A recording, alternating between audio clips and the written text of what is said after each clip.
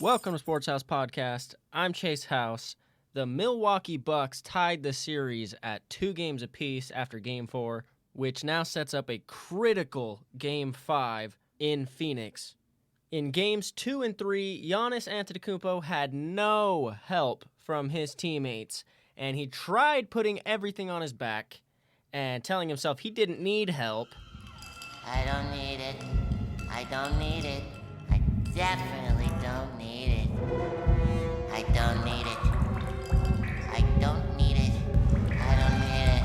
I don't need it. I need it! He got that help in Game 4 to the likes of Chris Middleton finally showing up in this series. Finally! Scoring 40 points in Game 3, 40 points, 6 rebounds, and 4 assists.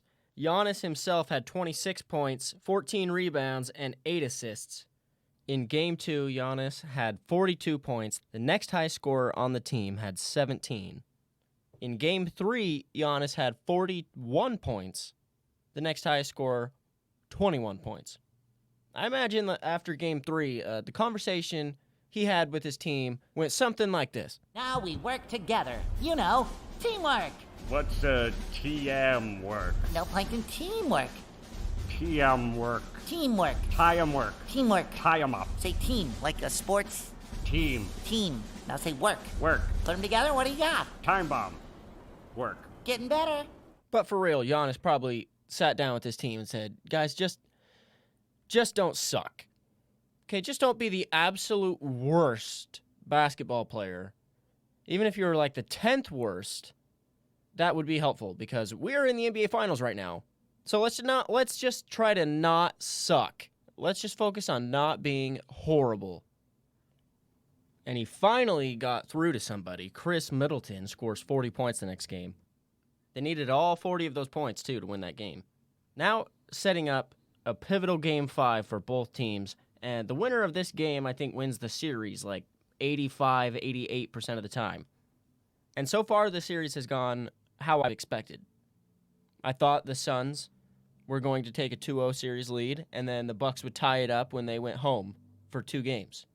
And I thought we'd be right here, setting up a Game 5 tied at 2-2, just like it is. So in Game 5, I expect a few people to have pretty big games. Number 1 is CP3 will have a big game in Game 5. I'm talking 30-plus points and double-digit assists, and if he doesn't have 30-plus points, he's having 14-plus assists. He's going to make a big impact on the court in Game 5, and expect his turnover-to-assist ratio to be tiny or huge, whatever the good one is. According to our latest quarterly thing, Kruger Industrial Smoothing is heading into the red. Or the black. Or whatever the bad one is. I think he's going to take care of the ball a lot better in Game 5 to make up for the turnovers that he's had recently. In the 4 games that Chris Paul played against the Lakers this playoffs, he had 8 total turnovers in 4 games. He has 17 turnovers in the NBA Finals so far in 4 games. I expect Chris Paul to bounce back and to play like a baller that he is and ultimately put his handprint on the NBA Finals MVP. And it starts with Game 5. Lemonade for sale. Lemonade. Lemonade for sale, $1. Lemonade for sale.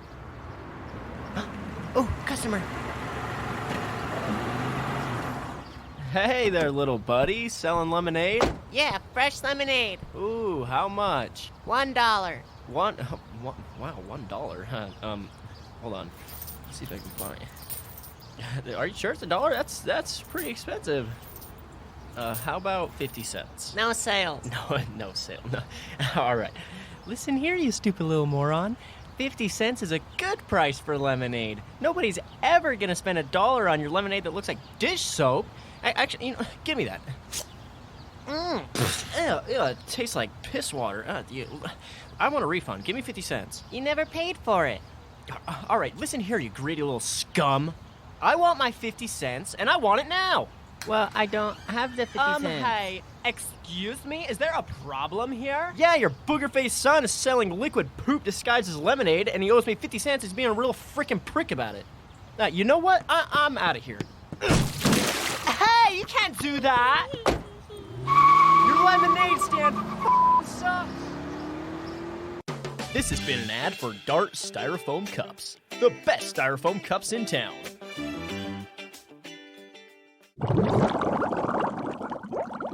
DeAndre Ayton, I also expect to have a big game. I think he's going to have another 15-point game. 15-point, 15-rebound game. He was all over the boards in Game 4, which I thought he would be. I thought he'd have over 15. He had 17.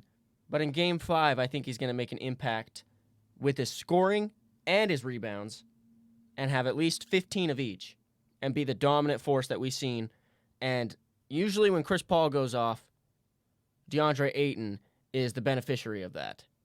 And then on the Bucks, I expect Giannis to have a big game as well. At least 35 points. He might have another 40-point night. But I think 35 and up for Giannis is a pretty safe bet. He scored 26 last game.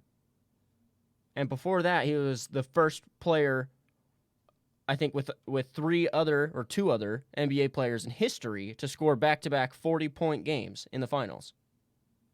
If I was betting on the winner of this game, I would take the Phoenix Suns in the money line. I would not touch the spread because I feel like it's going to be around 4 points, which is exactly what the spread is, Suns -4.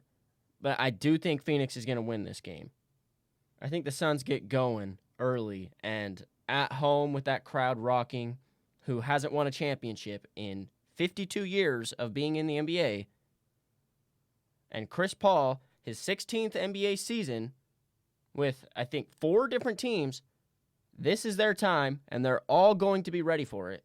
I expect Chris Paul to have a big game, the crowd to be super into it, DeAndre Ayton to come up big. The Bucks, they're not going to roll over here in Game 5, though. This is the biggest game of their franchise. This is arguably the biggest game for both teams' franchises against each other here in Game 5. Giannis, this was the second game in a row you went out early in the first quarter. I'm just curious what was going on there. I wanted to, how you guys say it politely, I wanted to take a tinkle. A tinkle? Yeah. I wanted to take a tinkle, it came back. Yeah. That's polite, right? Tinkle is polite, yeah. Both games. I wanted to take a tinkle and went back. There you guys go.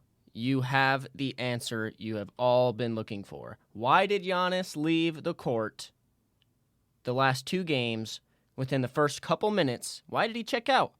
Why did Giannis exit the game? He had to go tinkle. So if you guys take away anything from the last few games, forget who scored what. This is the headline right here. Remember this.